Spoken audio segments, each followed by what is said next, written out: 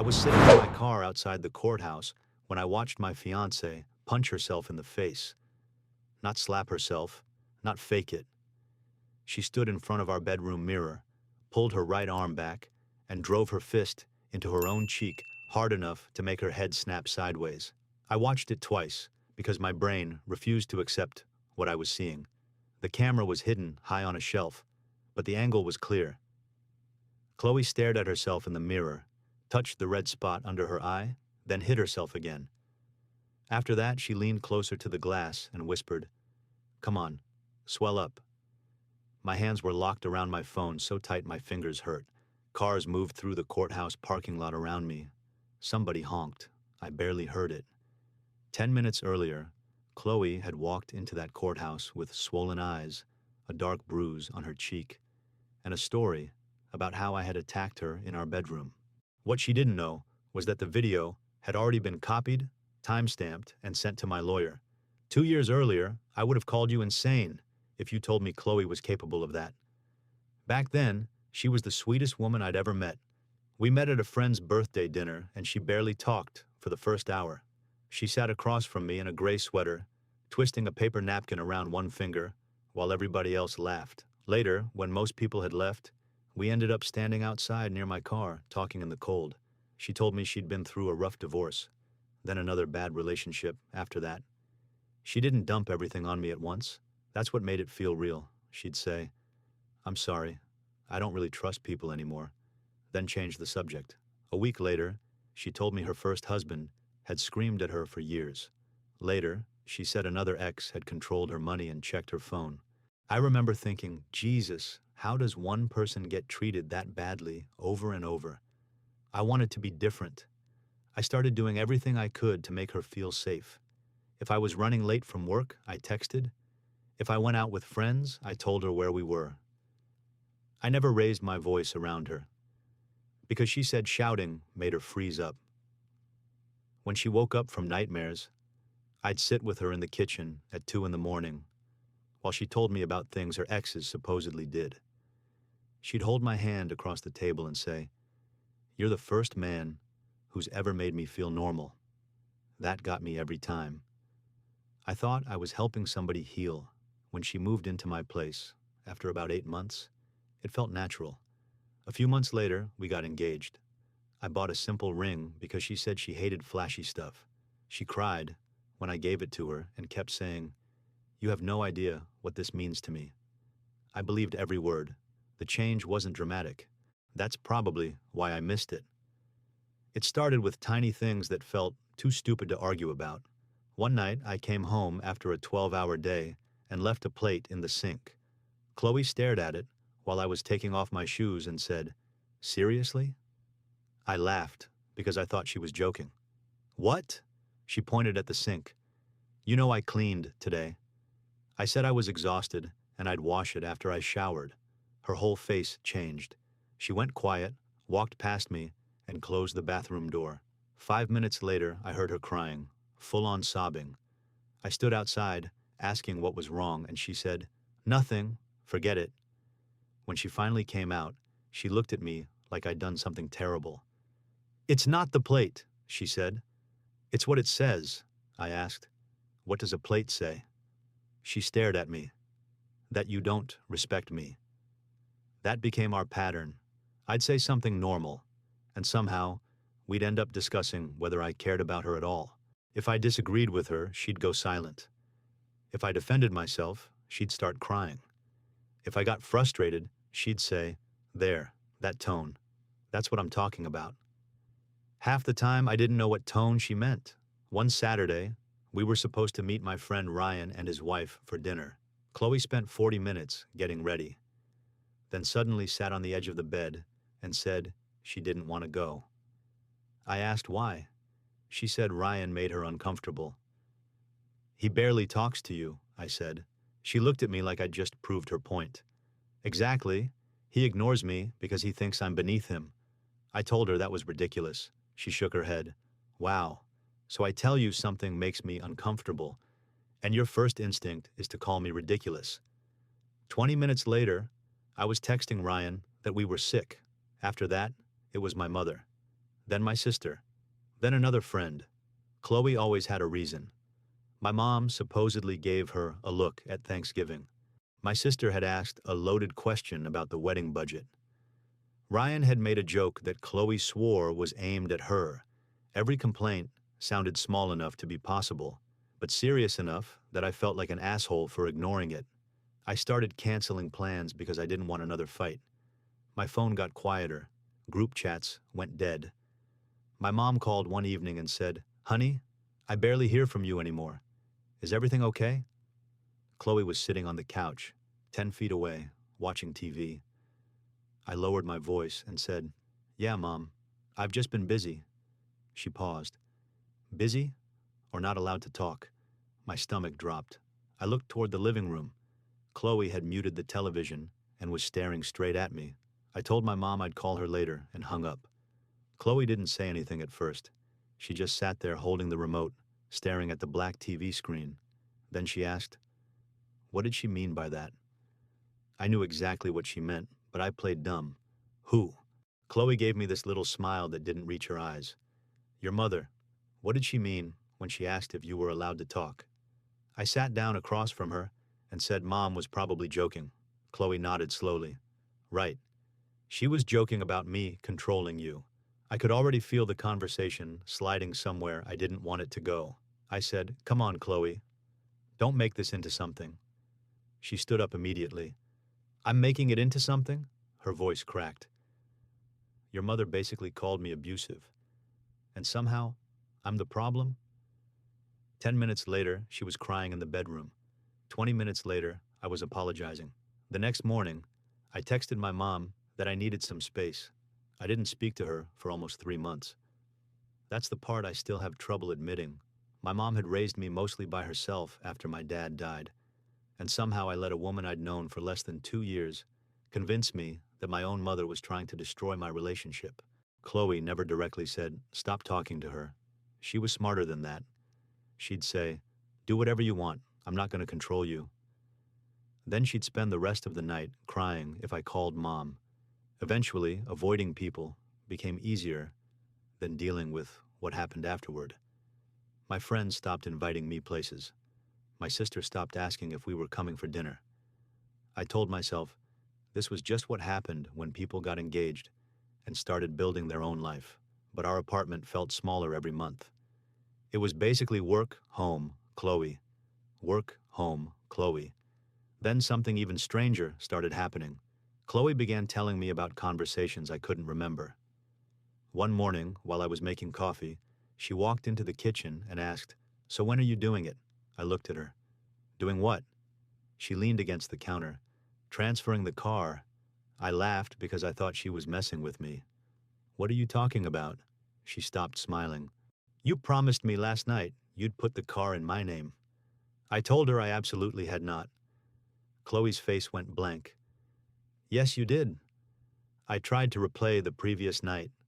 We'd eaten dinner, watched some dumb show, talked about wedding invitations, then gone to bed.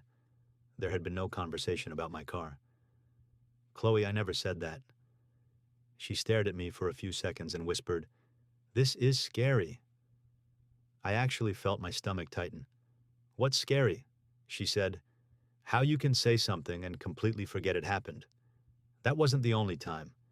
A few days later, she claimed I'd called her useless during breakfast. Another night, she said I'd screamed at her because she moved my laptop. I remembered being annoyed, sure, but screaming? No. Then she started adding details. "You were standing right there by the table. You pointed at me and said, 'You're useless.'" She'd described my exact position, what I was wearing, what she was holding. She sounded so sure that I started wondering if maybe I was the one with the problem. I began checking how much I drank. 2 beers on Friday? Maybe that was too much. Was I stressed from work? Was I sleeping badly? I even searched memory problems on my phone one night while Chloe slept next to me. I was 34 years old, sitting in bed at 1 in the morning, wondering if something was wrong with my brain. The worst one happened on a Tuesday. I came home and Chloe barely looked at me. I asked what was wrong and she said, "You know what you did." I had no clue. She finally told me I'd grabbed her wrist that morning during an argument. I just stood there. I did what? She rubbed her wrist like it still hurt. Don't do this. I said, Chloe, I never touched you. Her eyes filled with tears immediately. So now I'm lying? I walked into the kitchen, trying to remember the morning. We had argued because I forgot to take the trash out. I remembered putting on my jacket. I remembered her standing by the fridge. I remembered leaving.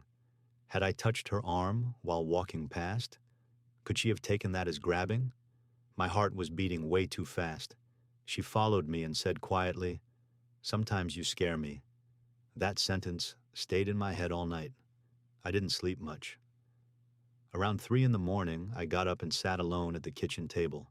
The refrigerator hummed behind me. Chloe was asleep down the hall. I kept replaying every argument we'd had, trying to find the moment when I'd supposedly become this guy she kept describing. The next day at work, I made a decision that I honestly felt ashamed of. I wasn't trying to catch Chloe doing anything. I was trying to catch myself. I ordered 3 tiny voice recorders online. They were small enough to hide inside the ventilation grates. When they arrived, I waited until Chloe went grocery shopping, then put one in the kitchen, one near the bedroom, and another in the living room. I remember standing on a chair with a screwdriver thinking, dude, what the hell are you doing? For the next 2 days, I almost forgot about them. Then Thursday night, we had another argument. Chloe said I'd promised to spend Saturday looking at wedding venues. I said I remembered agreeing to Sunday. She insisted I'd said Saturday. I didn't fight her on it. I just apologized. Later, after she fell asleep, I took the recorder out of the bedroom vent and went into my car. I plugged my headphones into my laptop and started listening. Most of it was boring. Doors opening, traffic outside, Chloe talking on the phone, me brushing my teeth. Then I reached a recording from around 2 that afternoon, when I'd been at work. Chloe was alone in the bedroom. For about 30 seconds, there was nothing but the sound of drawers opening. Then I heard her voice, calm, flat, nothing like the shaky voice she used during our arguments. You yelled at me again. Silence. Then she repeated it. You yelled at me again. I asked you to stop, but you wouldn't. Another pause. No. Again. My hand froze on the laptop. Then Chloe said, perfectly calm, You hit me. I'm afraid of you. She repeated the sentence 3 times. And on the 4th try, she started crying. I ripped the headphones off so fast, they hit the steering wheel. For maybe 10 seconds, I just sat there staring through the windshield. It was almost midnight, and our apartment building was right in front of me. Our bedroom light was still on. Chloe was up there, probably scrolling through her phone, waiting for me to come back from what I'd told her was a quick run to the gas station. I put the headphones back on and replayed the recording. Same thing. Calm voice, pause, sentence, pause, different version, then crying. The weirdest part was how fast she could switch it on and off. She'd sob, stop completely, clear her throat, and say, No, that sounded fake. Then she'd try again. I felt cold all over. Not scared exactly. More like my body had figured out something was seriously wrong before my brain had caught up. I kept listening. About 15 minutes later, Chloe made a phone call. I couldn't hear the person on the other end, but I heard her clearly. He's getting easier, she said. Then she laughed. I leaned closer to the laptop. Even though the headphones were already loud enough, Chloe continued, No, seriously. He apologizes before I even finish now. Another pause. His mom's basically gone. That was the annoying one. I stopped breathing for a second. She was talking about my mother. There was another laugh. Then Chloe said, I know. I'm not rushing it. I sat there with my mouth open, staring at the audio timeline moving across the screen. Every stupid fight came back at once. The plate, Ryan, my sister, the car, the things I supposedly said. None of it had happened the way she told me it had. I wasn't forgetting. I wasn't losing my mind. She'd been screwing with my head on purpose. When I went upstairs, Chloe was sitting in bed with her laptop. She smiled like nothing had happened. Where have you been? I held up the bottle of water I'd bought at the gas station. Just drove around a little, Couldn't sleep. She looked at me for a second longer than normal. You okay? My mouth was dry. I wanted to throw the recorder on the bed and ask her what the hell I'd just heard. Instead, I shrugged. Yeah, work stuff. She closed her laptop and reached for my hand. I almost pulled away. Somehow I didn't. She squeezed my fingers and said, You know you can talk to me, right? I swear, hearing that, after what I just listened to, made my skin crawl. I said, Yeah, I know, got into bed, and stared at the ceiling until morning. The next day, I copied every recording onto 2 drives and put one in my desk at work. Then I started looking through old paperwork Chloe kept in a box at the back of our closet. I wasn't proud of it, but at that point, privacy wasn't exactly my biggest concern. I found tax forms, an old lease, insurance papers, and finally a folder with documents from her first divorce. Her ex-husband's name was Eric Dalton. According to Chloe, Eric was the monster who'd screamed at her, controlled her money, and once shoved her against a wall. I searched his name online during lunch. It took maybe 20 minutes to find a guy with the same full name working at an auto repair shop about an hour away. I stared at the phone number for a long time before calling. A man answered, Dalton Auto. I asked for Eric. Speaking. I told him my first name and said I was engaged to Chloe. Nothing came back for several seconds. Then he said, You're what? I repeated it. His voice changed immediately. Man, listen to me. Don't call me from your house. That sentence hit harder than I expected. I told him I was at work. He asked if Chloe knew I was calling. I said no. Eric let out this long breath and said, Keep it that way. We agreed to meet Saturday morning at a diner halfway between our towns. I told Chloe I was helping a coworker move. Eric was already sitting in a booth when I arrived. Mid-40s, work jacket, tired face. He didn't shake my hand at first. He just looked at me and asked, Has she started telling you that you said things you don't remember? I stopped beside the table. I hadn't told him anything about that. Yeah. He nodded once. Sit down. For the next hour, he told me a story that sounded like somebody had taken my life and moved it back 10 years. Chloe isolated him from his brother. She accused his mother of insulting her. She claimed he'd promised her part of his business. Then she started telling him he screamed at her and threw things. Eric said he began writing down conversations because he thought stress was messing with his memory. Then one night, police showed up. Chloe had a bruise on her arm and told them Eric had grabbed her. I never touched her, he said. Didn't matter. She had a mark. She was crying. I was pissed off and yelling because cops were in my house. So guess who looked guilty? He laughed once, but there was nothing funny about it. He told me the accusation wrecked his divorce. He spent thousands on lawyers, lost access to the house for months, and nearly lost his shop because Chloe claimed part of the business had been built with shared money. Before we left, Eric gave me the name of another ex, Jason. Jason's story was almost identical. That's when I stopped thinking I was dealing with a bad relationship. I was sitting in my car outside that second meeting, holding a coffee I hadn't touched, when something clicked in my head. Chloe wasn't improvising. She had a routine. She picked guys, became the wounded woman they wanted to protect, separated them from anyone who might question her, made them doubt themselves, then created a story where she was afraid of them. And I was already farther into that routine than I wanted to admit. When I got home, Chloe was at the kitchen table, looking through our insurance paperwork. She tapped one page and smiled. Hey, babe, we still need your signature here. I put my keys on the counter and forced myself to walk over, like everything was normal. Chloe slid the paper toward me and tapped the bottom with her fingernail. It was connected to the house insurance changes we'd discussed a few weeks earlier. Her name was being added to more of the paperwork now that we were engaged and planning to get married. A month before, I wouldn't have thought twice about it. Now I was looking at every line like it might be a loaded gun. Chloe smiled. You're doing that thing again. I looked up. What thing? She laughed. Thinking like somebody asked you to sign away your soul. It's insurance, babe. I smiled back, picked up the pen, then said I wanted my accountant to look over everything first. Her smile stayed there, but her eyes changed, just for a second. Since when does your accountant check your insurance? I shrugged. Since I started paying him too much money. She stared at me, then laughed again. Fine, whatever. That night, I went through everything.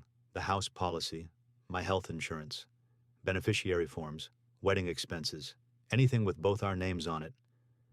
There wasn't some magic document that proved a crime. That would have almost been easier. What scared me was the timing. We were getting married in 4 months. Chloe had pushed hard to combine more of our finances after the wedding.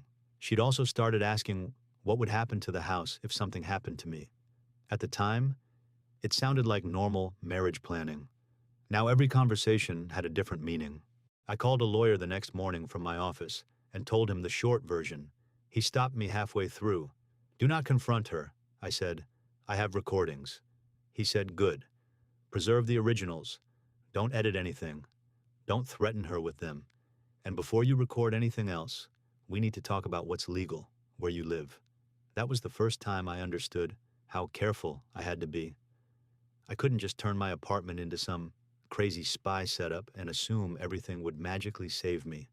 My lawyer walked me through what I could preserve, what could create problems, and what I needed to stay away from.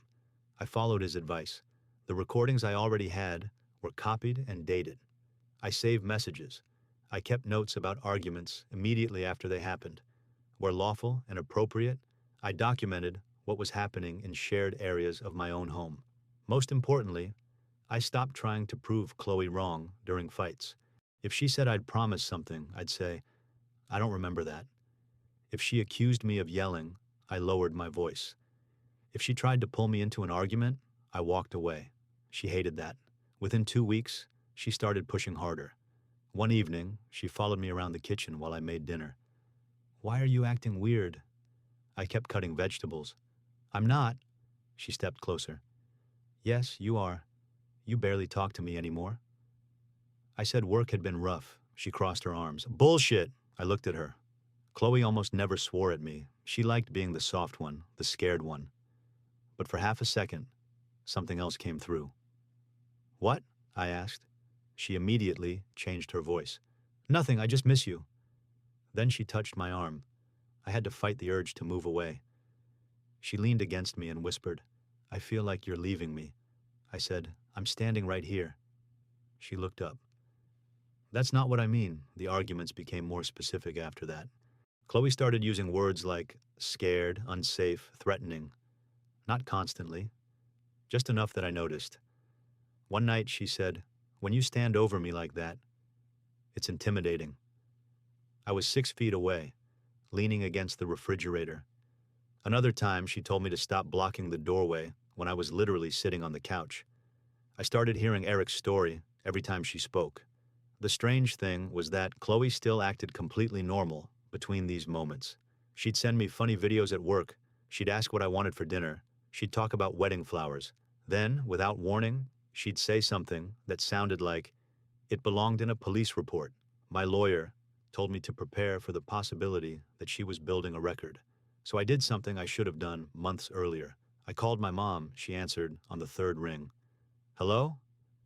I couldn't speak for a second. She said my name twice. Finally, I said, Mom, I screwed up. There was a long silence. Then she asked, Are you safe? Not why did you disappear? Not, I told you so, just that. I looked through my office window and felt my throat close up. Yeah, I said. I think so. She told me to come over whenever I was ready. I didn't tell Chloe about the call. A few days later, Chloe tried something new. I got home and found a broken coffee mug on the kitchen floor. She was standing near the sink with her arms folded. Seriously? She said. I looked at the pieces. What happened? She stared at me. You threw it. I actually laughed because it was so ridiculous. Wrong move. Her face changed instantly. You think this is funny? I stopped. Chloe, I just walked in. She shook her head. Oh my God, you really are gonna do this. I pointed toward the front door. I have my work bag on my shoulder. She started crying. You threw it before you left this morning. I remembered exactly where that mug had been when I left. Beside the sink. Whole. I didn't argue. I took out my phone and typed a note while the time was fresh. Chloe watched me. What are you doing? I said. Work email. She stared at the phone, then at me. For the first time, I saw something in her face that looked like suspicion. 3 nights later, I woke up around 2 in the morning. Chloe wasn't beside me. I heard her talking quietly in the living room. I stayed still and listened. At first, I couldn't make out the words. Then I heard my name. A paper pause. Then Chloe said, No, he doesn't know. Another pause. I said he doesn't know. Then she laughed softly. Just give me a little more time. I stayed in bed with my eyes open, staring at the dark doorway. Chloe kept her voice low enough that I couldn't hear every word, but I caught pieces. Wedding. House. Not yet. Then, I know what I'm doing. A minute later, the living room went quiet. I closed my eyes when I heard her footsteps. She came back into the bedroom, plugged in her phone, and slid under the blanket like she'd just gone to get water. She put one hand on my shoulder. I kept breathing slowly. After maybe 30 seconds, she whispered my name. I didn't move. She waited, then rolled away from me. I didn't sleep again that night.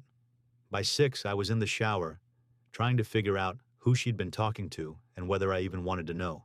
The next morning, I checked what had been preserved from the living room. Her side of the call was clearer there. No, he doesn't know anything, Chloe had said. He thinks we're just having relationship problems. Then she laughed. Yeah, obviously after the wedding. I'm not stupid. There was a longer pause. The house is the main thing. My stomach tightened so hard, I had to stop the recording. I walked around my office, came back, and played the rest. She never clearly said what she planned to do, but she didn't need to. Between Eric, Jason, the fake arguments, and the paperwork, I had enough to know I needed out. My lawyer agreed. But he also told me not to make some dramatic move while I was still living under the same roof. You need to think about your safety first, he said. And I mean legal safety too. No shouting, no grabbing her phone, no blocking doors, nothing she can twist. So I became the calmest man in America. Chloe could accuse me of something completely insane, and I'd answer like we were discussing the weather. That drove her nuts. One Friday night, she stood in the kitchen and said, You called me a bitch this morning. I said, No, I didn't. She waited. I kept washing a glass. That's it? She asked. What else do you want me to say? She stepped closer. You're not even sorry. I turned off the water. I'm not apologizing for something I didn't say. Her jaw tightened. For a second, she forgot to look hurt. You've changed, she said. I dried my hands. Maybe. She followed me into the living room. What's that supposed to mean? I sat down. Nothing. She stood there waiting for the fight. I didn't give it to her. Then she started trying to create one. She'd slam cabinets and ask why I was yelling when I wasn't.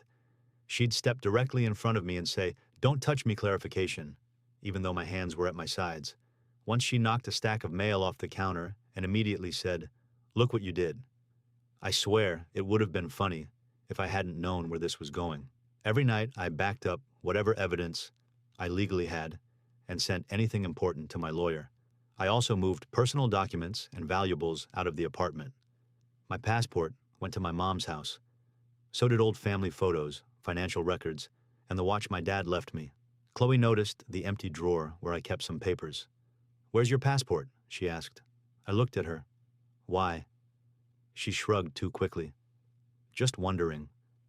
The wedding was less than 2 months away when I finally told my lawyer I wanted to end it. We made a plan for me to do it without being alone with Chloe. I was supposed to wait until the following week when my brother-in-law could come with me to collect the rest of my things. Chloe moved first. It happened Sunday evening. I came home from my mom's place around 7. Chloe was in the bedroom. I could hear drawers opening and closing. When I walked in, she was sitting on the edge of the bed with her phone in her hand. Where were you? She asked. Out. She gave me a cold look. With your mother? I didn't answer immediately. That was enough. You've been talking to her again. I set my keys on the dresser. Yeah. Chloe stood up. Behind my back? I said. She's my mom. I don't need permission to talk to her. Her face went still. Wow. I knew that tone. I started toward the hallway. Chloe moved between me and the door. We're not done. I stopped several feet away. I'm not doing this tonight, she said. Doing what? Talking to your fiancé? I backed up. Move away from the door, please. She stared at me for maybe 5 seconds, then stepped aside. As I walked past, she said, You're gonna regret treating me like this. I slept in the guest room with the door locked. The next morning, she acted normal. Too normal. She made coffee. She asked if I wanted eggs. She even kissed my cheek before I left for work. I remember sitting in my car thinking, something's coming. I called my lawyer and told him what happened. He said we should move the timeline up. I agreed. That evening, Chloe was waiting for me. The second I walked inside, she started. Where the hell have you been?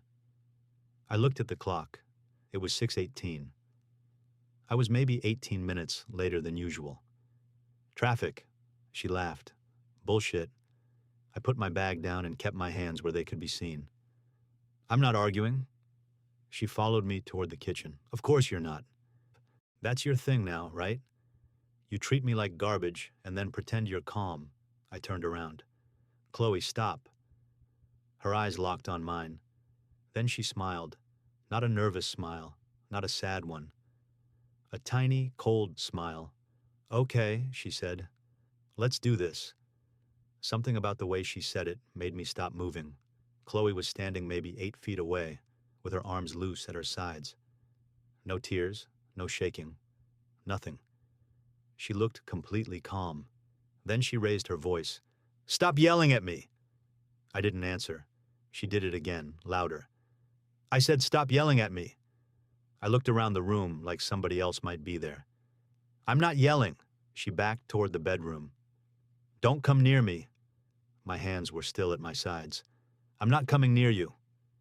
She disappeared into the bedroom and slammed the door. I heard the lock click. For a few seconds, there was silence. Then something hit the wall. Hard. I stayed exactly where I was. Chloe? I called out. No answer. Another bang came from the bedroom. Then another. I took my phone out, but didn't approach the door. Are you okay? Suddenly she screamed, Get away from me! The sound was so loud I actually stepped backward. Then I heard crying. Not normal crying. Screaming, choking, panicked crying. It was the same voice I'd heard her practice on the recording. My whole body went cold. I knew exactly what was happening. I called my lawyer.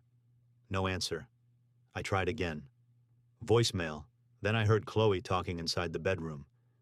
At first I thought she was talking to herself. Then I realized she was on the phone. Yes, she said. Please hurry. My stomach dropped. He's here right now. I walked toward the front door. No, I can't leave. He's outside the room. I stopped and looked back at the bedroom. I was at least 20 feet away from it. Then she said, He hit me. I don't know how long I stood there. Maybe 2 seconds, maybe 10. I remember hearing my own breathing and the air conditioner running. Then Chloe screamed into the phone, Please, just send somebody. I stepped into the hallway outside our apartment and left the door open. I called my lawyer again. This time, he answered. I said, She called the police. She's saying I hit her. He immediately asked where I was. Hallway. He said, Stay there. Do not go back inside. Don't argue with her. Don't touch anything. When officers arrive, follow instructions and tell them you have counsel. The sirens showed up faster than I expected. I heard them before I saw the lights through the stairwell window. A neighbor opened his door and looked at me. Everything okay, man? I said. I don't know. 2 officers came up the stairs, then a third behind them. One told me to keep my hands visible. I did. Another went inside. I could hear Chloe crying from the bedroom. A few minutes later, she came into the hallway, wrapped in a blanket. Her hair was messed up. Her face was wet with tears, and there was a bruise starting under her left eye. I stared at it. I couldn't help it. Chloe saw me looking and immediately turned away, like she was terrified. "I don't want him near me," she whispered. One officer stepped between us. "Sir, turn around," I said. "Officer, I never touched her." "Turn around." I did. The handcuffs closed around my wrists. The metal was colder than I expected. My neighbor was still standing in his doorway. Another woman was watching from the stairs. Chloe started crying harder.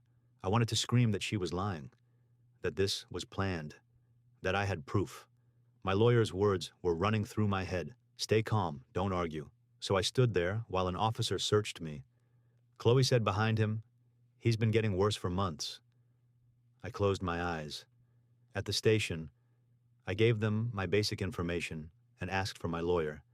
I didn't try to explain the whole relationship. I didn't start throwing accusations around.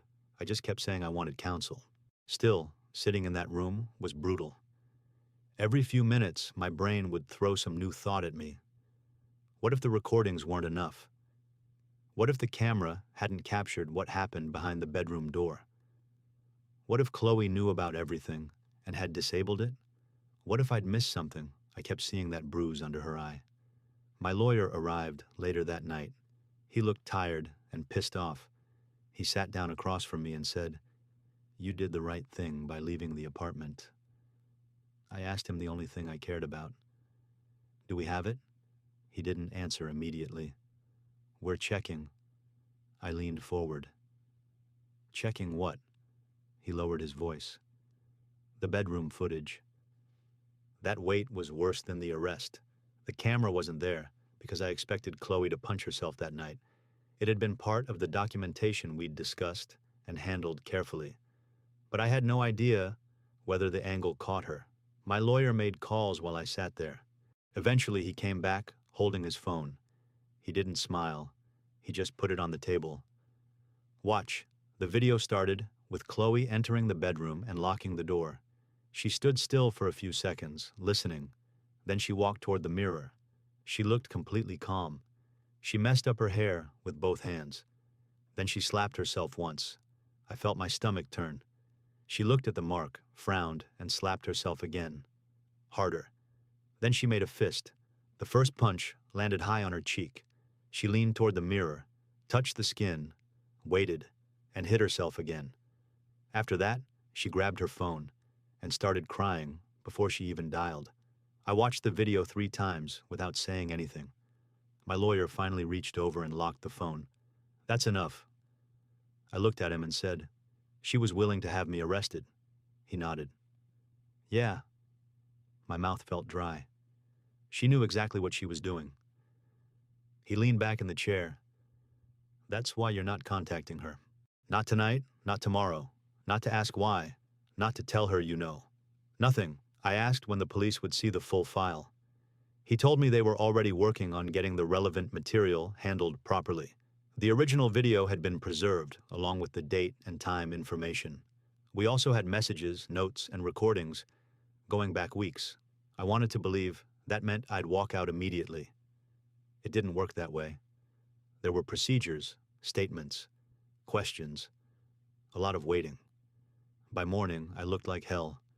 I hadn't slept, my shirt was wrinkled, and I'd had about 4 cups of terrible coffee. My lawyer came back with better news. The video had changed the situation fast. Chloe's version of what happened inside that bedroom didn't match what the camera showed, not even close. The footage showed me never entering the room while she created the injury herself. My lawyer told me to keep my mouth shut publicly until he knew exactly what we could release and when. I agreed. I wasn't interested in revenge at that point. I wanted my name separated from the word abuser before that word followed me into work, my family, and every damn Google search for the next 10 years. Then my phone started exploding. Apparently Chloe hadn't waited either. Before the full situation had even been sorted out, she'd contacted people we knew. Ryan sent me a screenshot. Chloe had posted a picture of her bruised face with a long message about finally finding the courage to survive. She didn't use my full name, but everybody knew who she meant. My sister had already received texts. 2 people from our wedding guest list messaged me asking what the hell happened. Then a coworker called. I didn't answer. I showed everything to my lawyer. He rubbed his forehead and said, "Save all of it. The part that almost broke me was seeing comments from people I knew. Stay strong. So sorry you went through this. We believe you."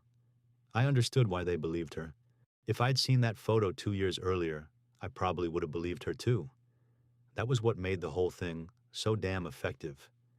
She had a bruise. She had tears. She had a story she'd been practicing before I even knew there was a story. I sat in my car outside the courthouse later that morning and opened the original bedroom clip again. There she was, standing in front of the mirror, calm, focused. Punch, check the bruise, punch again, then tears. That was the moment everything inside me finally switched. I wasn't going to protect Chloe from what she'd done, but I also wasn't going to screw up the case by dumping random files online because I was pissed. My lawyer coordinated what could be provided to investigators and what could safely be made public. Once we had the green light, the key footage came out with enough context to show exactly what had happened.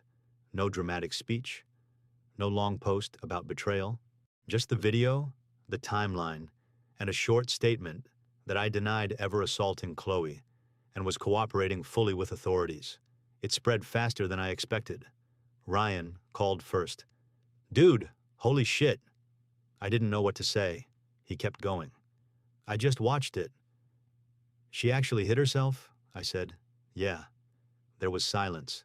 Then he said, "Man, I'm sorry." I leaned against my car and looked across the parking lot. "I should be apologizing to you." He asked why. "Because I disappeared. I treated you like you were the problem, because she told me you hated her." Ryan sighed. "We can deal with that later. You okay?" I laughed once. "Not really. My mom didn't call. She came to me. I was staying at a hotel because I wasn't going back to the apartment while everything was being sorted out. When I opened the door, she just stood there holding a grocery bag. 'I brought food,' she said. That almost got me worse than anything else. I stepped aside and let her in. For a while, neither of us talked about Chloe. Mom unpacked sandwiches, fruit, coffee, stupid little things like I was 12 years old again. Finally, I said, "I'm sorry." She looked at me. I kept going. "I should have listened to you." She shook her head.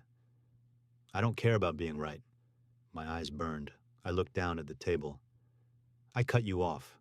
She reached across and grabbed my hand. "And now you're here." The investigation didn't end because of one video. That video was huge. But once investigators started looking deeper, other pieces mattered too. The staged conversations, the messages, the financial discussions, the statements that didn't match dates or recordings. Eric and Jason were contacted. I don't know everything they told investigators because nobody sat me down and gave me some movie-style explanation. Real life was slower and messier than that. There were interviews, paperwork, calls from attorneys, and long stretches where nothing seemed to happen. Chloe tried contacting me twice. The first message said, "We need to talk before this gets completely out of control." The second came the next day. "You're destroying my life over one mistake." I stared at that sentence for a long time. One mistake. Not the months of lies. Not isolating me from my family. Not making me question my memory. Not rehearsing accusations. Not punching herself in the face and telling police I did it. One mistake. I forwarded both messages to my lawyer and never replied. About 3 weeks after the arrest, I finally went back to the apartment. Chloe wasn't there. My lawyer had made sure everything was handled the right way, and my brother came with me anyway. The place looked almost exactly the same as the night the police showed up. Her coffee cup was still beside the sink. A jacket hung over the back of a chair. One of our wedding invitations was sitting on the counter. With a list of names written beside it, I picked it up and just stared at it. We'd spent months arguing about flowers, food, music, who should sit where. Now I couldn't even understand how I'd gotten close enough to marrying her, that we had printed invitations. My brother walked into the bedroom and came back carrying a cardboard box. "What do you actually want from here?" he asked. I looked around. "My clothes, laptop." Dad's stuff is already at Mom's. He nodded. Neither of us mentioned Chloe. I packed quietly until I opened the closet and saw her wedding dress hanging in a white garment bag. I stopped. My brother noticed and said, "Leave it." I nodded. I didn't need some dramatic moment where I ripped it down or threw the ring across the room. I just closed the closet door. On the way out, I left my key, where my lawyer told me to leave it, and never slept there again. Work was harder. People tried not to stare, which somehow made it more obvious that they were staring. My manager called me into his office and shut the door. "I'm not going to ask you personal questions," he said, "but I saw the video." I nodded. He leaned back. "Take whatever time you need." I told him I wanted to work. Sitting alone in a hotel room all day was driving me crazy. He said, "Fine, but if anybody gives you shit, come to me." Walking back to my desk, I passed two co-workers who suddenly became very interested in their monitors. 10 days earlier, some of them had probably wondered whether they were working next to a guy who beat his fiancée. I couldn't blame them. That thought still sucked. Then Eric called me. I hadn't spoken to him since investigators contacted him. "You holding up?" he asked. I said, "Trying." He was quiet for a moment. I saw the video. I expected him to say something about Chloe. Instead, he said, "Man, I wish I'd had that 10 years ago." There was no anger in his voice. That was worse. I asked him how bad things had gotten after his case. He told me he'd lost friends, burned through savings, and spent years trying to rebuild his business. His relationship with his brother had never fully recovered. "People think once the accusation goes away, everything goes back to normal," he said. It doesn't. I looked around my hotel room and knew exactly what he meant. Jason called a few days later.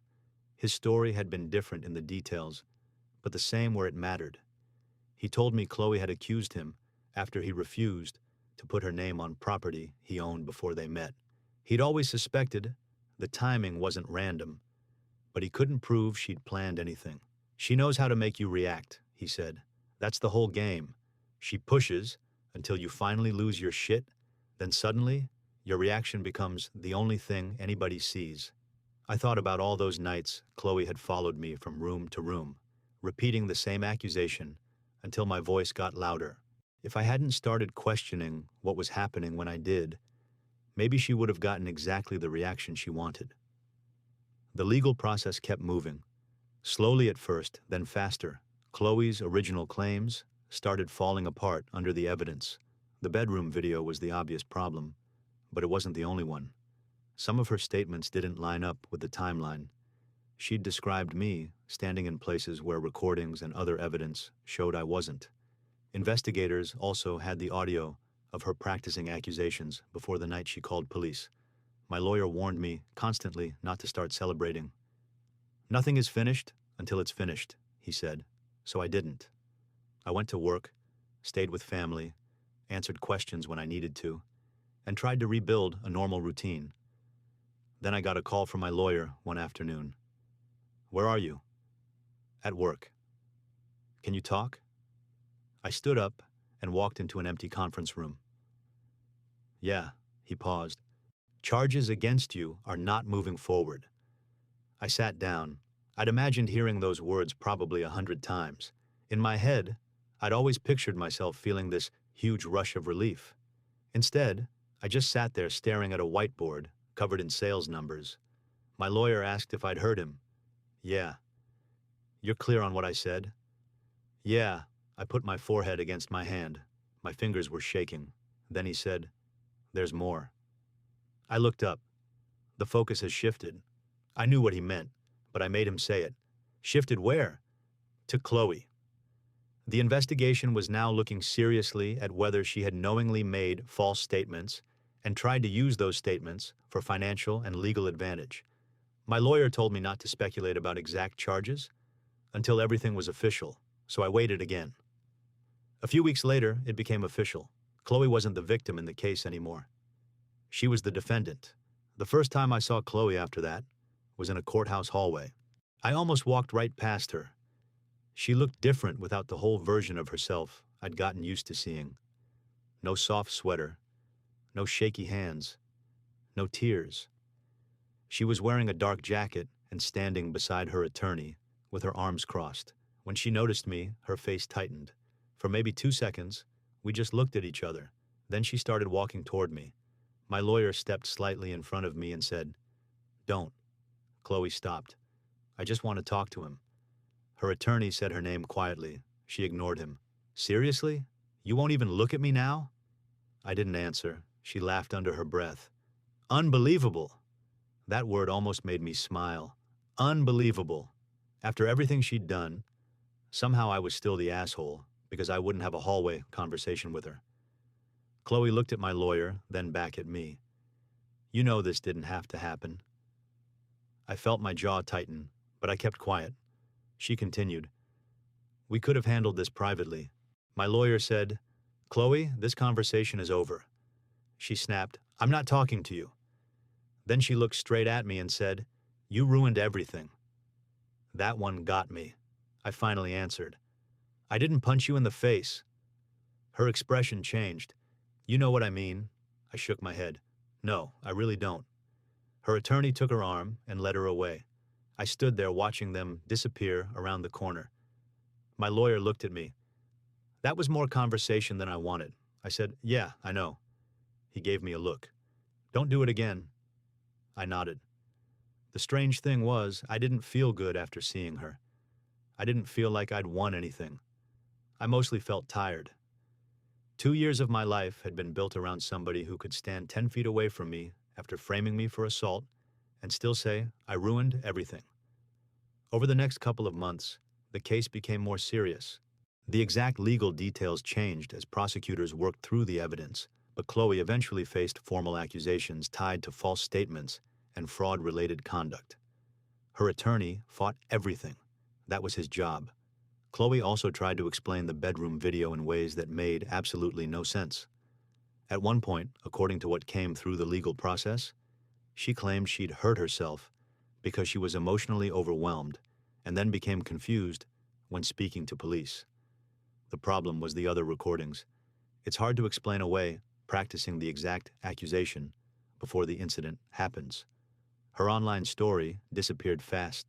The post with the bruised face came down. Then, some of her social accounts vanished completely. People who had publicly supported her started deleting comments. A few sent me messages. Most were some version of, "I'm sorry, I didn't know." I didn't respond to all of them. I wasn't angry at random people for believing what looked like a scared woman asking for help. The people I cared about were different. Ryan came over one Saturday with beer and pizza, sat on my brother's back porch, and acted like we hadn't gone almost a year, barely talking. After about 20 minutes, I said, "You can call me an idiot, by the way." Ryan took a bite of pizza. "I've been calling you an idiot for 15 years? You know what I mean?" He put the slice down.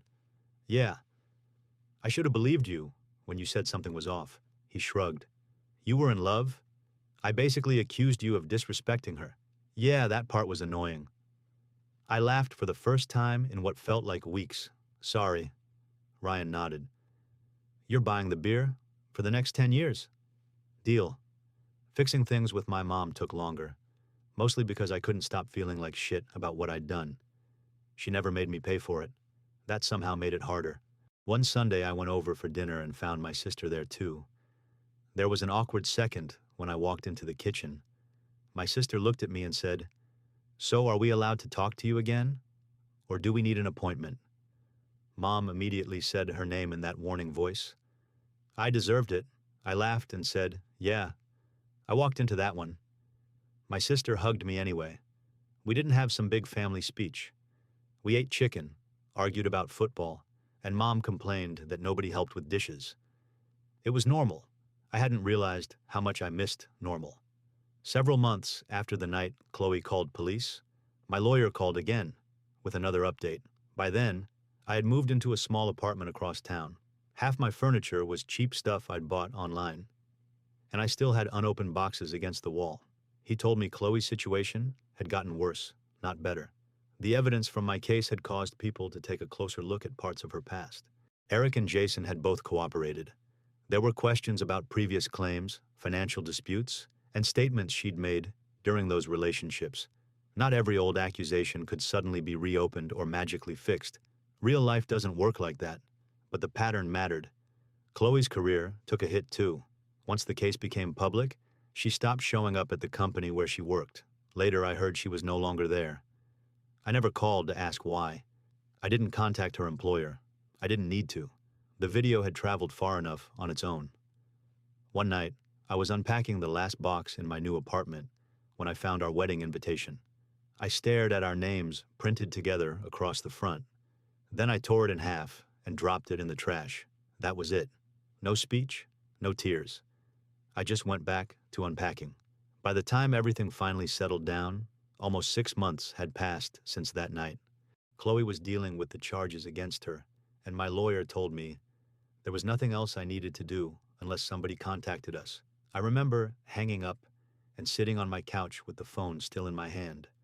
For months, every unknown number had made my stomach tighten. Every email notification made me wonder if it was my lawyer, the police, or somebody asking about Chloe. That afternoon, my phone went quiet. I looked around my apartment and realized nobody was waiting to accuse me of anything. Nobody was about to tell me what I remembered was wrong. I still had some weird habits from living with her. I'd catch myself mentally recording conversations. If somebody at work said, "Can you send that tomorrow?" I'd remember the exact time they said it. If I disagreed with someone, I'd replay the conversation afterward to make sure I hadn't sounded aggressive. Once Ryan and I argued about where to go for dinner, and halfway through it, I noticed my heart pounding. He looked at me and said, "Dude, we're talking about burgers?" I laughed because he was right. We were just two guys disagreeing about food. Nobody was going to cry. Nobody was going to tell me I'd threatened them. Nobody was going to rewrite the conversation the next morning. My relationship with my family got back to normal too. Mom started calling me whenever she wanted, which apparently meant every time she saw something on the news that reminded her of me. My sister added me back to the family group chat. Ryan started dragging me out on weekends again. The first few times, I kept checking my phone, even though there was nobody waiting at home. One night, we were sitting at a bar, watching a game, when Ryan noticed. "Who are you texting?" he asked. I looked at the screen. Nobody. He laughed. Then put the damn thing away. So I did. I never got some huge check out of the whole mess. There wasn't a movie ending where Chloe handed me everything she owned, and a judge apologized personally for what happened. Mostly, I got my life back. My name wasn't attached to an assault case anymore. I still had my job. I still had my house situation handled legally. I still had my friends. My mom answered when I called. That was enough. Eric wasn't as lucky. Neither was Jason. Both of them had spent years dealing with damage I escaped because I happened to start recording what was happening before Chloe reached the final part of whatever she had planned. Eric and I met for coffee one more time. He looked better than the first time I'd seen him, less tense. He asked how I was doing, and I told him I'd moved and canceled everything connected to the wedding. He nodded. Good. I asked whether hearing about Chloe's case changed anything for him. He stared into his coffee for a second. Doesn't give me 10 years back.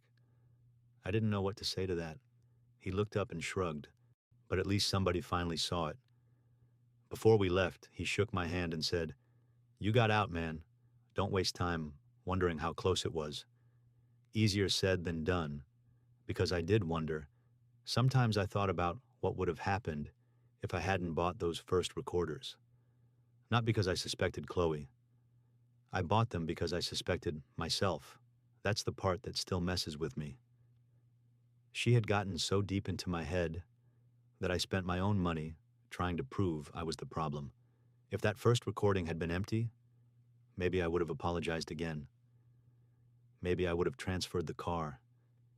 Maybe we would have gotten married.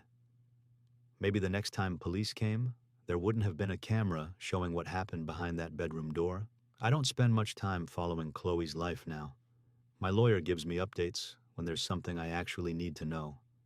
Last I heard, the fraud and false statement issues were still following her through the legal process.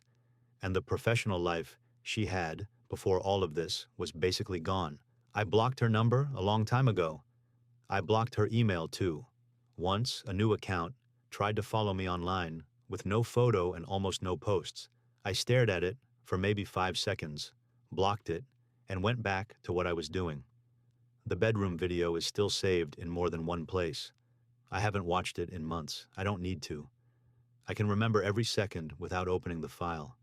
Chloe standing in front of the mirror, her face completely calm, her fist coming up, the hit, her checking the bruise. Then that insane switch when she picked up the phone and became terrified in less than a second.